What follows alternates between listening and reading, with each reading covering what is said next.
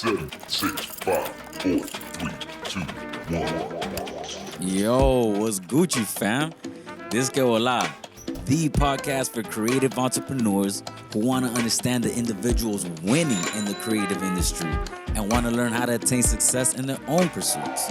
My name is Darren Figueroa, and my mission is to help you, the creative entrepreneur, find the roadmap to grow and succeed in your own endeavors. We share stories, insights, and tips from established and emerging creative entrepreneurs so you can attain success in your own pursuits.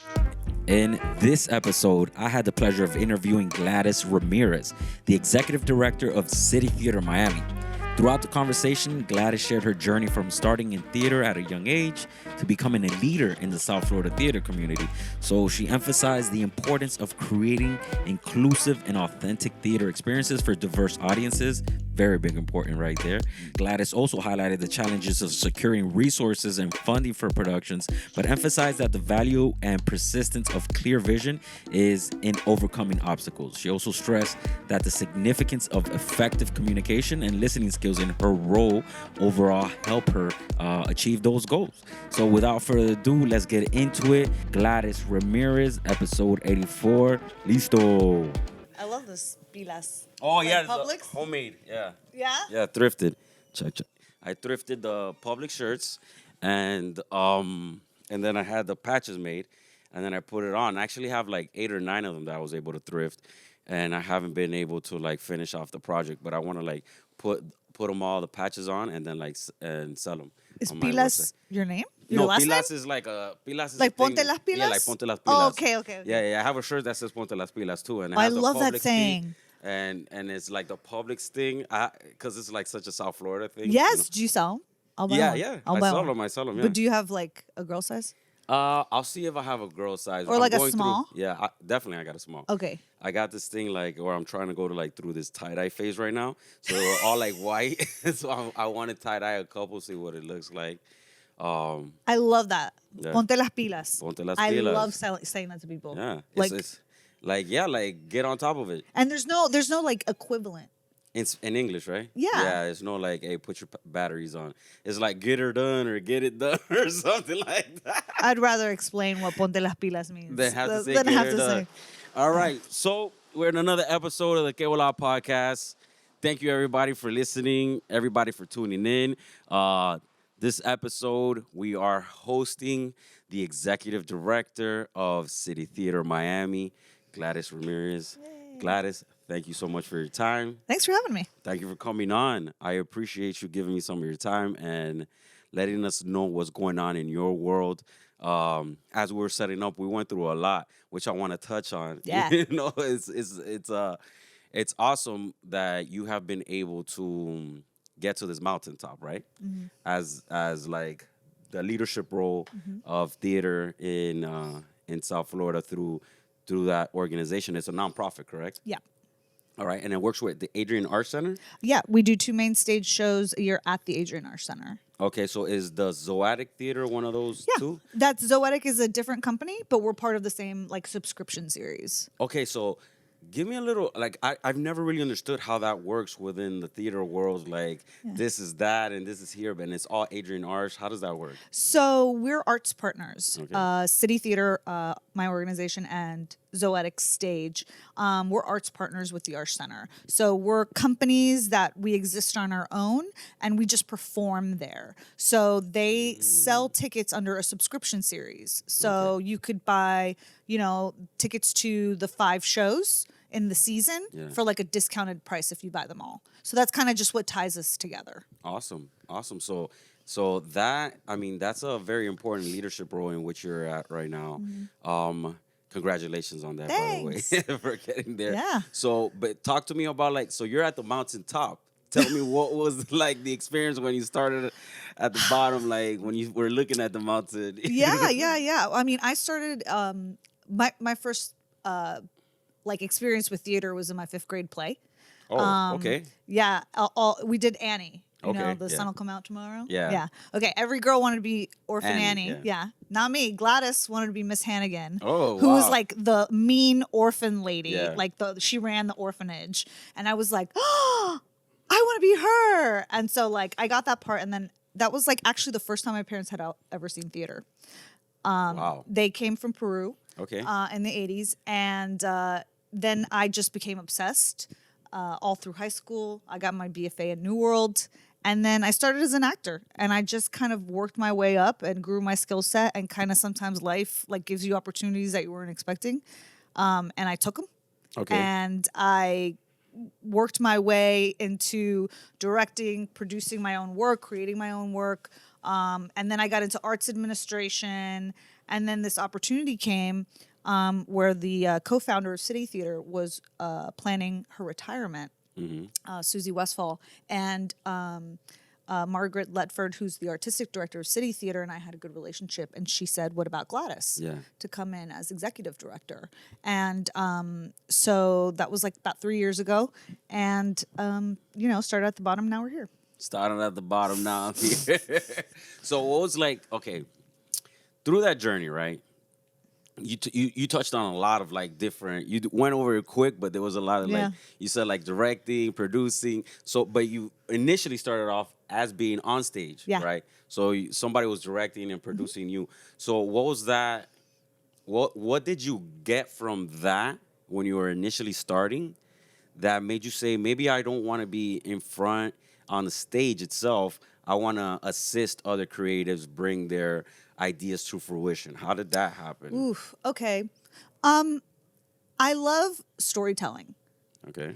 and I love it as an actor still now. All right. And it kind of like, instead of just seeing the show through one character, I was really interested in seeing the show as a whole and telling that story. And like, when you're a kid and you like play with your dolls, Yeah. like when I was a kid, I would make my cousins like put on shows and I would direct them. So I feel like I always had that in there. And so Margaret, our artistic director, she gave me my first, like I was creating my own work. Okay. And then she was like, "Hey, do you want to come and direct a show for us?" And that's how I kind of started doing it professionally. Just like I love like the text, like reading the text and understanding what are we talking about, and like how would you really say that, and what's this reality between us in this moment, and like telling like an overarching story to the audience. And then like it kind of just like got bigger and bigger from there. It's like, well, do I want to just tell a story, or do I want to create a whole experience for the audience? So a lot of what I've done in my career, and not just in theater, but in programming for museums and creating different types of live events, is just how do I engage people from the second they park their car to like the drive home? What's their experience coming in? What's their experience? And that's what producing is, right? Yeah. It's like that bigger overall, like they're driving there and like, hey, there's a billboard with the show I'm going to see. Yeah. You know what I mean? Oh, hey, on the radio, I hear that show. Producer is just like a bigger way of telling a story. Okay. But as you get into like producing, do you feel that you're getting away from the artistic side and you're more like business and stuff like that? That's a hard question, because yes and no. So yeah, I have to write grants and get donations and like worry about like bookkeeping, and like that stuff. But I realize I love marketing. Like I love working with our marketing person to like, how do we message the show? Like, how does the creative look? How are we talking about the show? So instead of writing dialogue, I'm writing copy. You know what I mean? Or like picking the plays. Like, Margaret and I are talking about like the 8 plays in summer shorts. We're that there's still those creative touch points, and as a producer, there are times where you're like, you have a great team of designers, directors, and all of that. But there are times where you have to put like your artistic input into it.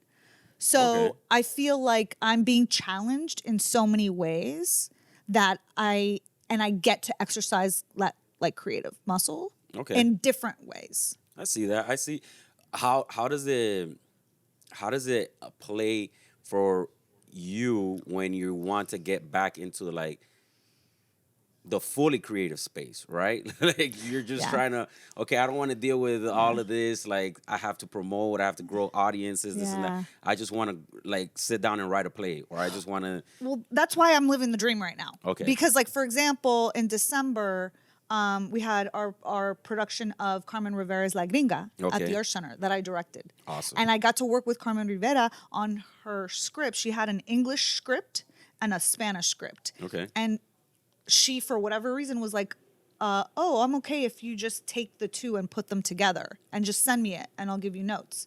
So the show, like, you know how sometimes at your house, you're like talking in English with somebody and then somebody else comes in the room and you start talking in Spanish because that's your Yeah. idea, Yeah. whatever. Like South that's Florida. how, yeah, that's how the whole show was. Okay. You know, some characters talk to each other in English or in front of some people in English and some people talk in Spanish.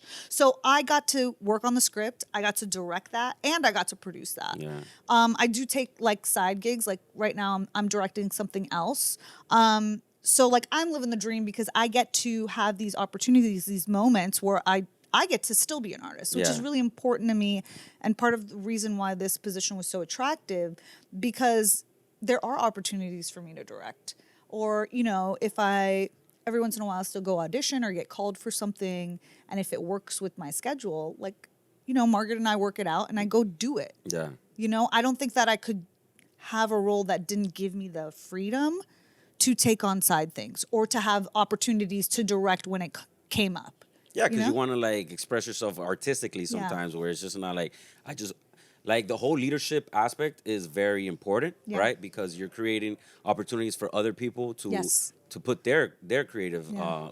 things out there, but also like you want to be able to let that out as well, Yes. right? So it's a hard thing to be able to maintain both. Yeah, have a balance. Have a balance in both. Yeah. As a creative myself, it's like I read this tweet the other day. It's like I didn't become an artist to learn how to fool algorithms, right?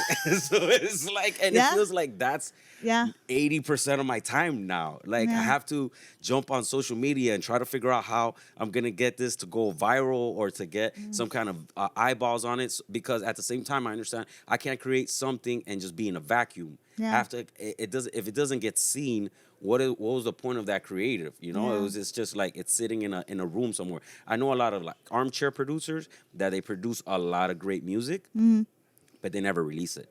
It's just sitting in a vault somewhere, right? Why? But because they don't know they don't know the promotion side of it. They're like really good at producing music, Yeah. and they're really good at making beats and things like that. But they don't know how to push it out there for the Yeah. world to see. So that's another Yeah. like big aspect of your position, Mm-hmm. right? You're trying to grow audiences. So Yeah. I wanted to talk to you about this particularly because I'm not a big theater dude. Yeah. You know, I'm not gonna front to you. I'm like, But you're oh, gonna come. theater, You're gonna me come and- now. I'm gonna bring you to the show. Yeah. Me and theater, no, like me and theater. I've always had to be 100 No, tell me. transparent Go with ahead. you. This is All yeah. right, to be 100 transparent, like I don't like the whole singing part continuously, right? Singing. Singing.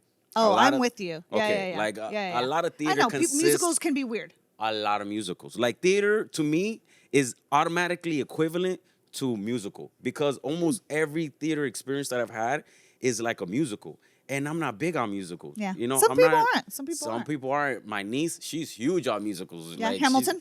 not only Hamilton, she just went to, they just took her to New York right now. She's like 13, 14.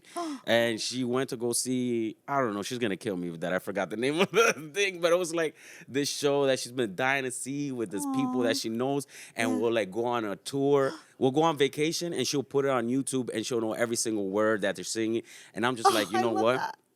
I love that We for need her. that. We need that. We need that. Exactly. But I want to know how do you try to bring people and connect with them through the theater when their experiences aren't like something that they've been through that. Especially like I was telling you, I'm from the hood. You know, I grew up in down south and theater wasn't a thing. You know what I'm Right. saying? And the trap theater ain't the thing. You Yeah. know what I'm saying? So it's like Yeah, yeah, yeah. How do you try to bring those audiences in to like widen theater? So thank you for being honest because that's what a lot of people see, or they think it's like stuffy, or they think it's like not for them. But I'm a really big proponent of creating theater for the people where you're at and about the people where you're at. Okay. So what do I mean by that? Like, for example, with Summer Shorts, we have this program at City Theater called Homegrown. It's Okay. a playwright development program that is for emerging playwrights of all ages. You know, some people are emerging when they're 50. Yeah. And they come and we help them develop short plays.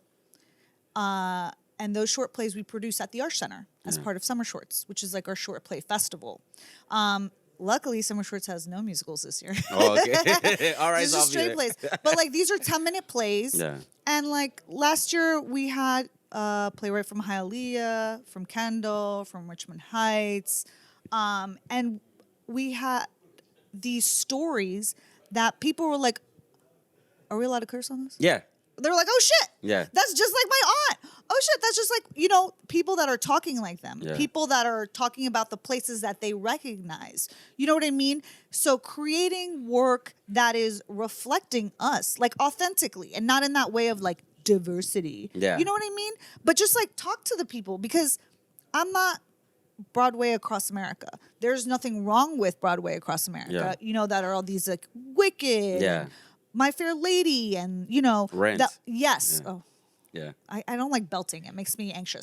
But like all of those models are fine and they can tour and they're big. But for me, unless you're really into that, like you were saying, like your niece, there's no connection for people that don't care about that. And the beautiful thing, like City Theater, I don't think we said this. City Theater's really focused on the short play format. So like 10-minute plays. Okay. So for example, Summer Shorts is our big production in June. We do 8 short plays. All right. Totally different writers, totally different genres, totally different styles. So it's like, if you hate the first one, you're gonna love the second one. You know what I mean? There's like something I for see what you're everyone. saying. You know what I mean? Because it's like flipping through I feel you. theater. Like, yeah. You know what I mean? So I think like talking to people in the way that we're used to like consuming information. Yeah. And then who is your audience? I want to attract people like me. Yeah. Or people like you. Yeah. You know what I mean? Yeah. People that are like, I don't like theater. Yeah. I don't know what this is. And that's my favorite part, is when I'm like, just trust me, come, I'll save you a seat, come in, and people come through and they're like, oh shit, I had no idea it was like this. I didn't know it could be like this. And for me, what is the point of doing, like you were saying, what's the point of producing these beats, producing these tracks, and you're just going to put it in a vault? Yeah. Like for me, what is the point of creating theater, of trying to, if I'm not creating community? I hear you. You know what I mean? Yeah. So why am I going to put up rent? Other people can put up rent. Like, I'm not interested in that. I'm interested in creating things that are immediate and that are relevant and that are focused on us because we're here. Like, I don't need it to be about New York. I don't need it to be from New York. We got a lot of things to say here. Yes, that's 100% true.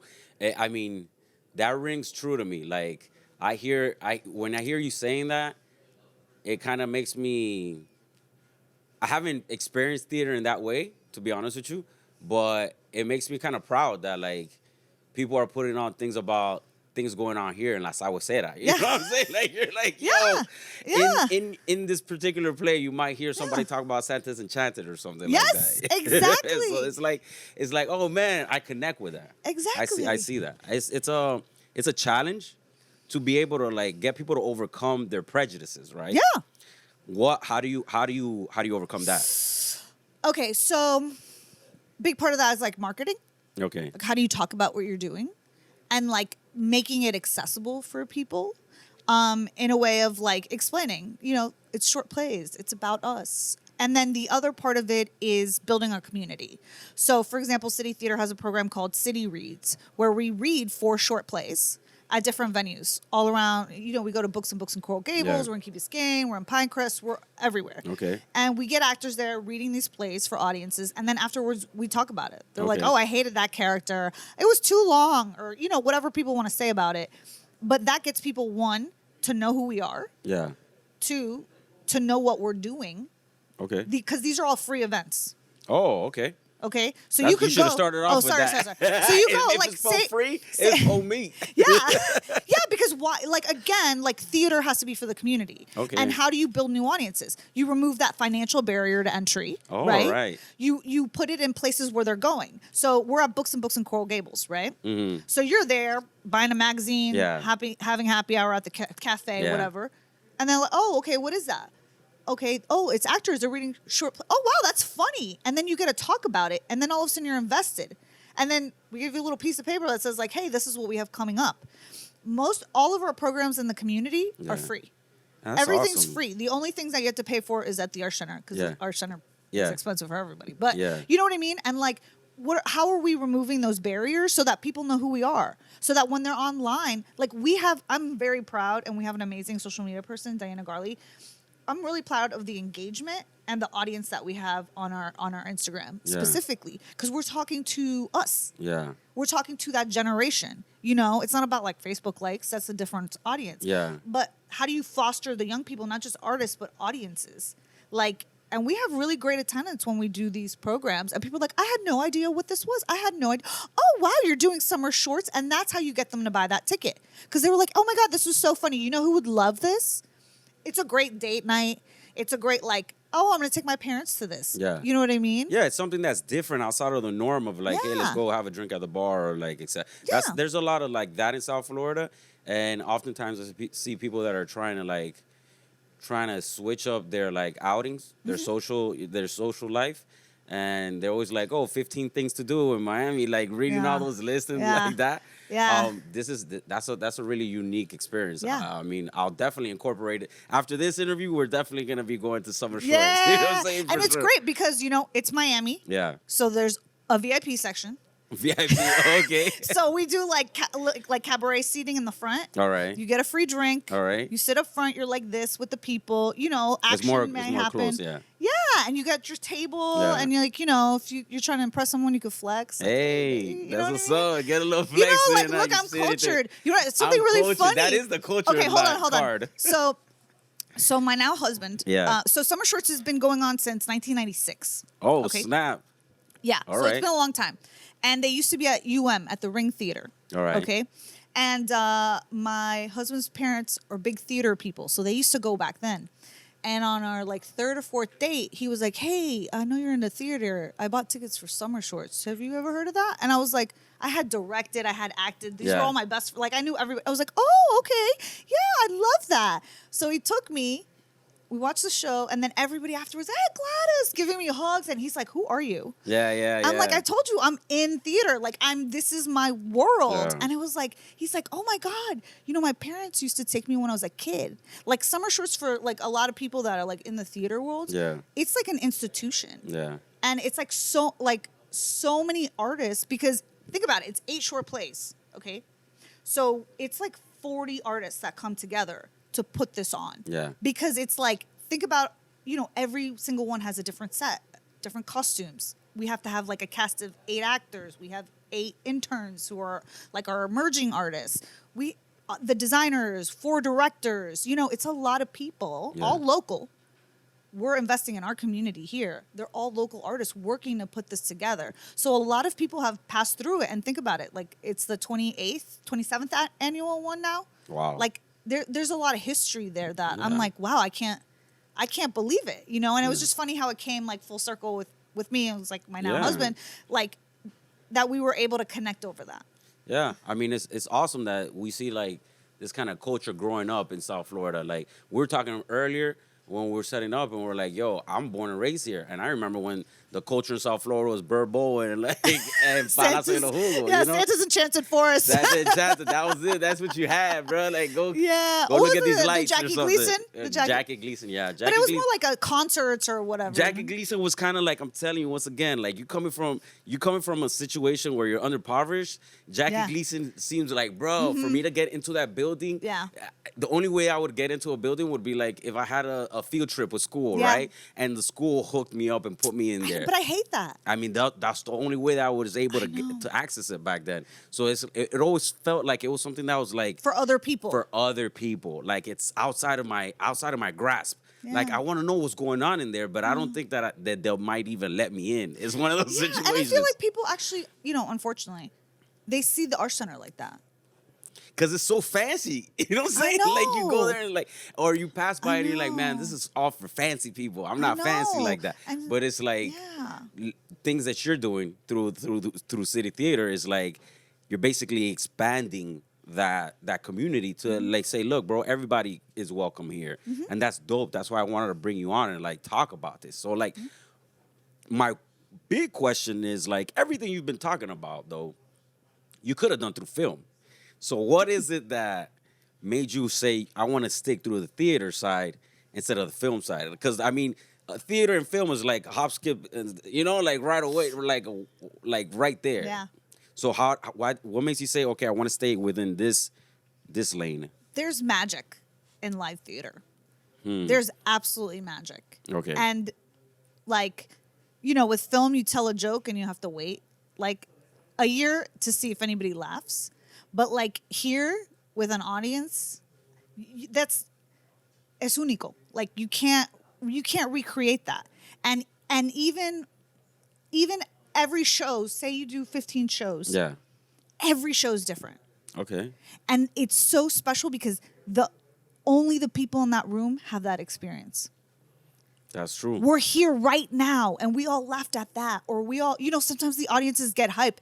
And we encourage people, laugh, hoot, holler, cheer, boo, do, Boo. don't throw things. Yeah, yeah. But like, live it with us. Live it with us. And you don't get that in film. like for me, that's magic and you can't recreate it. And that's so special and in the moment. And that is what makes us human. Okay. Us sitting there and sharing. Because you think about like how theater started. There was no Wi-Fi. There was no electricity. We're all sitting there I for see 3 what you're hours saying, and we're yeah. talking. Yeah. And you're learning about your history because I'm telling you. And then that turns into us acting these things out. And then we're connected. And I love film. But to me, it's different. Okay. Have you ever just thought I want to step into this four-way? Have you ever worked in that space? Yeah.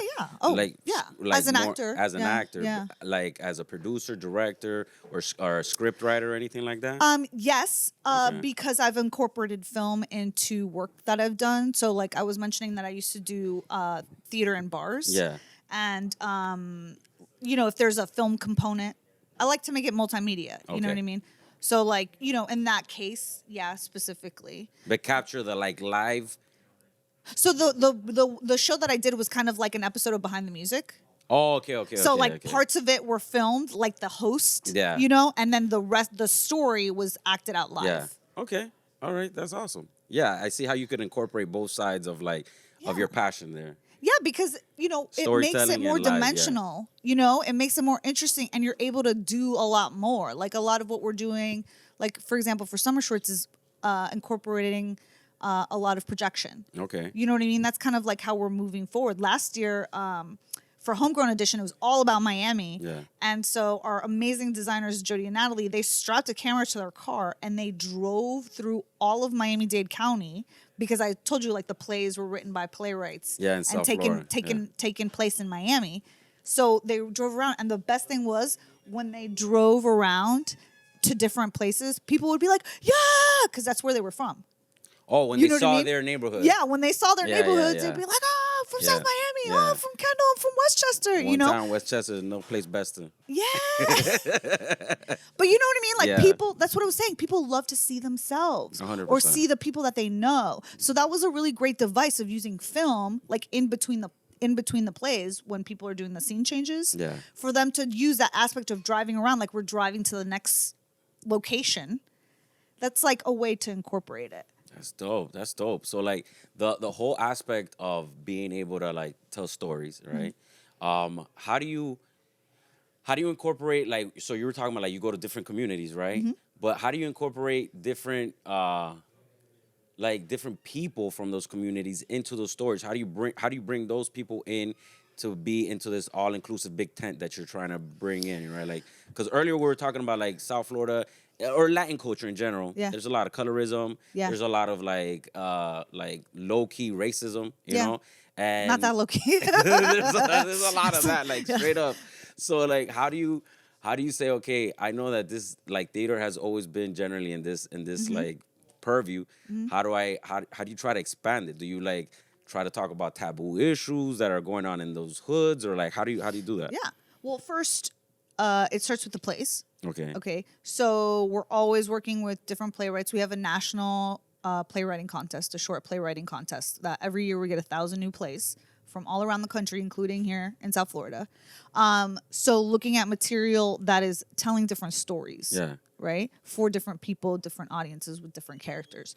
So right there, that forces you to cast a certain way, right? Oh, okay. Work with with certain actors. And like I said, we have this homegrown playwright development Yeah. program. We're always sourcing locally as well to try to find those stories that kind of resonate with us. Then the other thing is auditions. I know a lot of theater companies have different processes for how they audition. Okay. City Theater feels really that it's really important for us to sit through every unified audition, holding a lot of and you got to see people. Yeah. You got to see people. Come out, come out, come out. This is for you. This is for you. How do you encourage that though? How do you? Because people we be go. like, We yeah. tell anybody. We'll send it to actors and be like, tell your friends. We'll send it to. We like to be friends with everybody. We send it to all the other theaters and say, who do you know? We put it, like I said, we have a super engaged social media. We put it on our social media, and you got to kiss a lot of frogs, but then you got to test people. And the great thing about City Reads is a really, they're just reading scripts. It's a free event. Yeah. So like you get to work with new artists. This year we did a dozen events this season. Yeah. A dozen events. So that's and that's like, I don't know how to do math, 8 times 12. That's a great way to work with that many artists, Yeah. and test them out and see how they are. And then like start casting them in the bigger productions. And we're really about giving new talent a chance. Okay. Helping develop that new talent. So something that's like a low barrier to entry for us, like actors for City Reads, Yeah. they could work up to our Shortcuts tour, which is for young audiences, to one of our main stage shows that's part of the subscription series we were talking about, and to summer shorts. That's how we find new people. You got to go where they are, and you got to give a lot of people the opportunity and see them. And you know what? Okay, a couple years ago, I directed Bob Marley's Three Little Birds Okay. for City Theater. And I had like 3 rounds of auditions because I'm like, we got to cast this authentic. Like, Yeah. I want people that look and sound Jamaican. Yeah. And, we got there. We had an amazing cast. And all these people are like calling me from other theaters. How'd you find them? How'd you find so-and-so? It's like, bro, you got to sit through a lot of auditions. You got to kiss a lot of frogs before you find somebody, and then you see that spark, and then you help it grow. A lot of times we're in that mindset of like, people got to show up and they have to be like, boom. Yeah. But if these communities have never worked in this space, or if, Exactly. how do you expect them to be like? It's like when you go to apply for a job and it's like, oh, you need 10 years of for an entry level. For an entry level, and that's like, what I'm saying. how is entry level with 10 years experience? Time out. That's what I'm saying. If you don't give people the opportunities, and especially for people of color, Yeah. especially like not even Latinos, but like honestly, like Black actors. Yeah. You know what I mean? The opportunities for artists of color is so few and far between that if we're not intentionally wanting to diversify our audiences and the people who we're working with, then it's like that drives me crazy when people are like, how'd you find them? Yeah. Like, how do you think I found them? Yeah. You hold auditions. Hard work. Yeah, and people don't want to do that. People don't want to do that. Yeah. They want to call a casting director in New York and be like, find me someone. I'm going to house them. And it's always the same people. And they always tend to be of the same, race and the same color and the same. So it kind of makes it homogenous. And it's just like, that's not. And when you see the picture, it's like, that's not for me. Like, I'm not going to say the cast but I saw this thing the other day and it was like, it was a theater thing. And I looked at the picture and it's supposed to be about Latin people. And everybody in the picture was white passing. And I'm like, if you show me this picture and you don't tell me it's about Latin people, I would never think that it's about Latin people. It has nothing to do with it. Not a single person in the picture looked Latino, right? So and I'm just looking to myself, like, at least what I consider Latino. When you go to South America, right. Central America, you see that what Latino. No, yo soy la gringa. Exactly. Yeah. And it's just like that. I always try to get people to think outside the box. Think how these other communities feel marginalized, and they also want to play in the space, right? How do you get them in there? So the whole entire objective of City Theater is to introduce people to these types of experiences, right? What has been throughout this, you've been saying people a lot. One of the most challenging things for myself has been dealing with people, right? In the creative space, because obviously as a producer or as a music producer or whatever, you could deal with the software and the software ain't giving you pushback. You know what I'm saying? It's just like you in the software doing what you want to do. And as soon as you incorporate a person into that, it becomes harder, right? So how do you, right? Because I know you have to deal with tons of people. What are your like rules, hard and fast rules that you try to bring it all together, mesh it together, and try to be like a people person, but at the same time be a leader and things along that nature? Yeah. Okay. Yeah, that was a big question. Okay. So simply, I think the simplest way to say it is like, I don't know if it's like confidence or ego or whatever. You have to really have a clear vision. Like as a producer, as a director, whatever, you have to have a really, really clear vision of what it is and what it isn't. And you have to be a good leader in inspiring people and getting people behind that vision and being really decisive when things are falling outside of that vision. So I am not a proponent of like, oh, we have to yell at people and throw things and be, Yeah. No, I am Intimidate people. Yeah. like, no, power dynamics like that, you don't need that. I've never had to like, I can convince people in other ways. And at the end of the day, I love collaboration. I'm not precious about having the best idea, the last idea. No, tell me what you think, what you think, what you think, what you think. And everybody around me makes it better. But there has to be a point where you can say, this is not working. I don't see this fitting in. We need to change this. How can we do that? And you cannot be afraid of having hard conversations. Does that mean that I like them, that I want to do them, that I'm not naturally like, oh, Cringe no. about it, yeah. But you know what? At the end of the day, like heavy is the crown, and that's what you signed up for.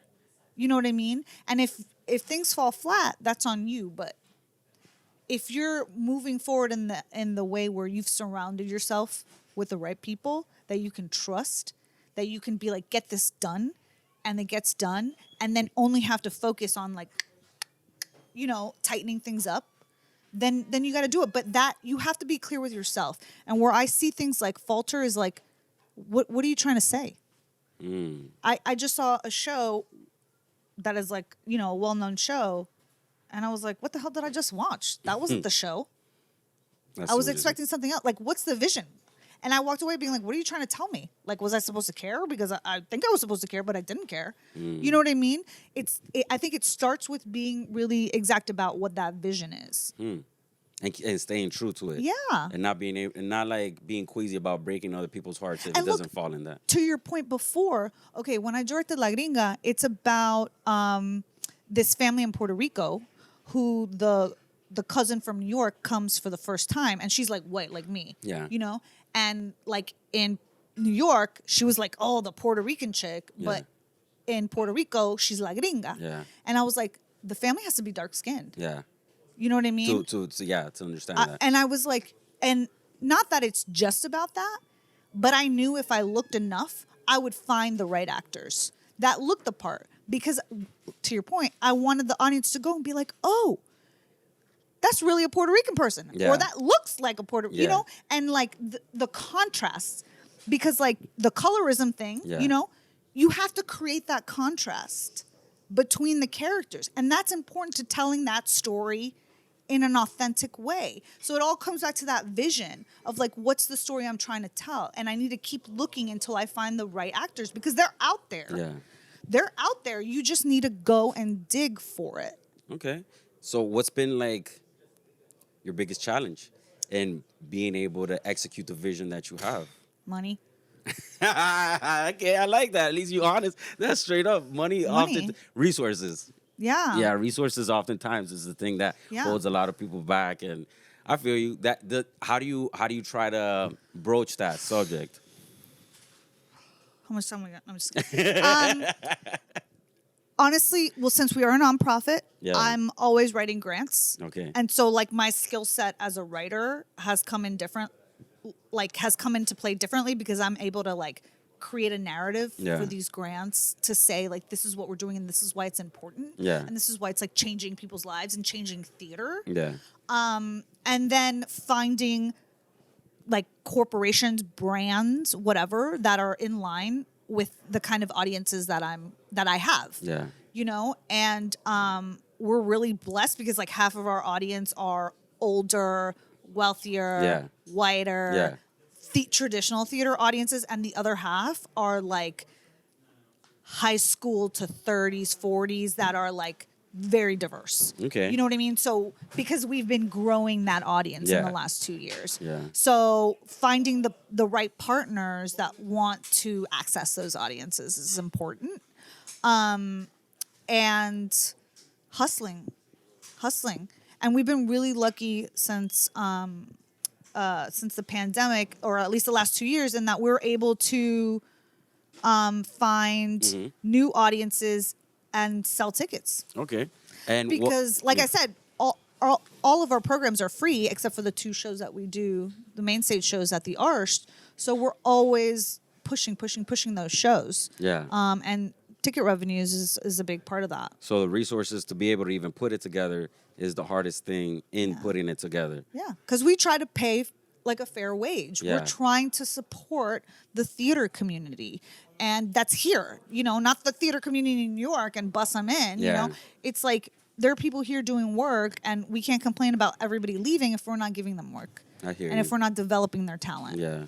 So I think all of that connects back to who's in our community and being really authentic about our audiences.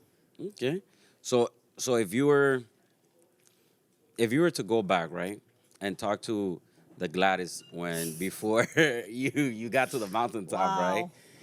What would be like that one key piece of like information that or like something that you would want to tell them that you feel that would have helped your journey to where you're currently at? Like, bro, you have no idea what's about to happen. What would I say?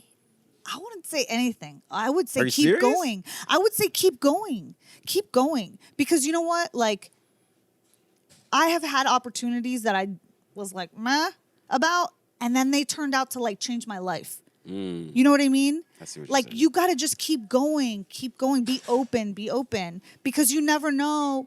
You know, if I hadn't taken a detour from theater to working at programming at museums, you know, and learning about all of that stuff, I wouldn't have taken a turn back to theater and be able to do this role. You know what I mean? The leadership role. Yeah. Oh, okay. Yeah, I like worked in museums for like 5 years. Yeah. And then coming back into theater, I'm like a different person, you know? And if I didn't just do it, if I didn't just try it and like let that lead me to the next thing, I wouldn't be where I am today. So it's not something that I would change, but I would just say keep going, because, you know, sometimes it gets hard. Yeah. And like a lot of young actors, like in their 20s, they're like, why am I doing this? I'm not getting cast. I'm not this. And they like se ponen desesperados. You know what I mean? And I'm just like, you got to keep going. This is a long game.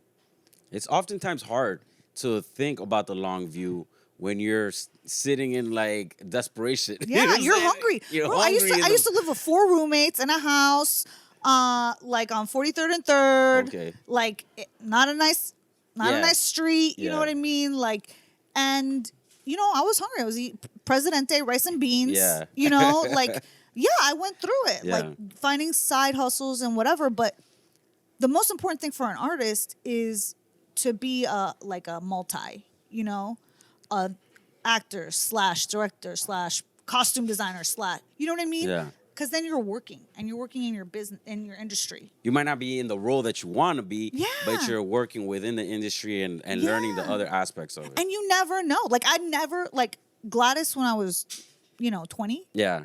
I would have been like, I don't want to do that. I don't want to be an executive director. For real? Never. I was like, bro, Excel? No. No. Excel? No. If it has Excel in it, I'm out. Peace. Grants, I have to like dress appropriately, like go to meetings and stuff.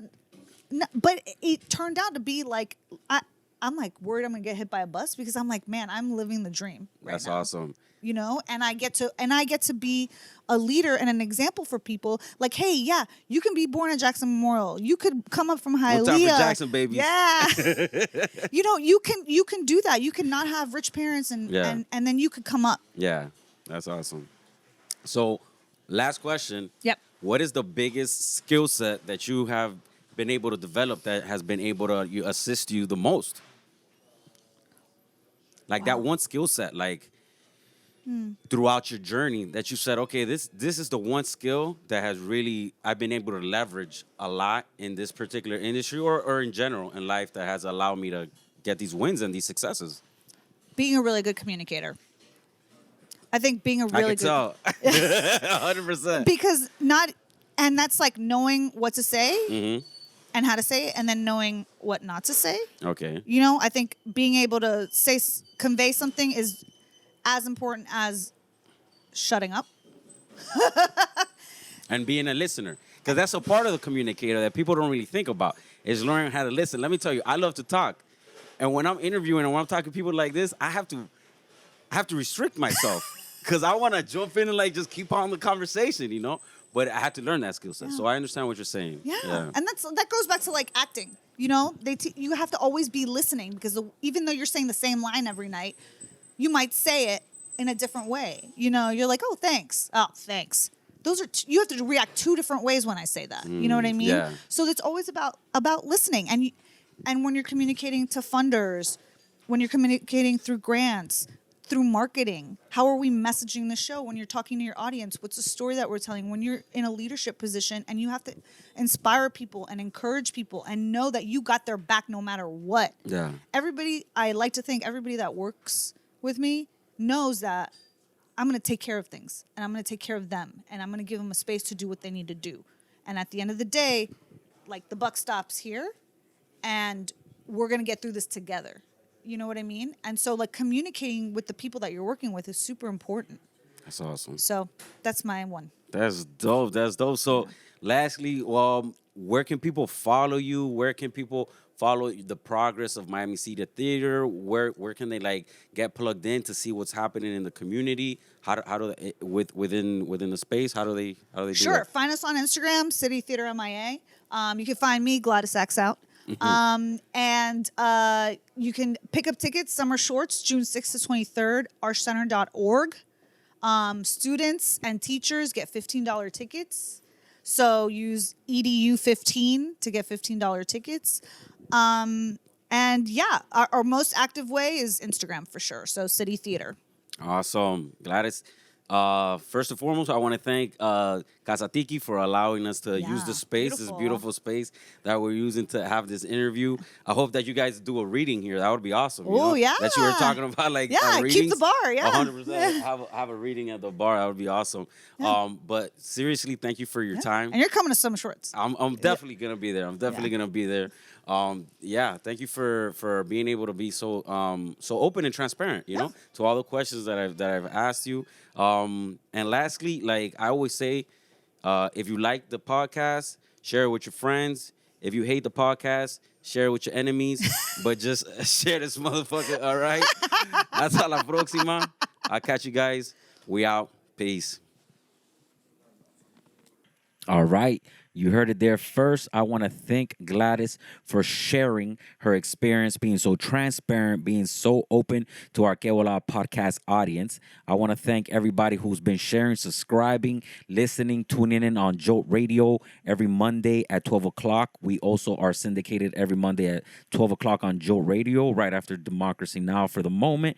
And thank you for everybody who's been sharing and subscribing. Like I said, hasta la próxima. I hope que te crezca. Te quiero. Nos fuimos. Love you. Peace.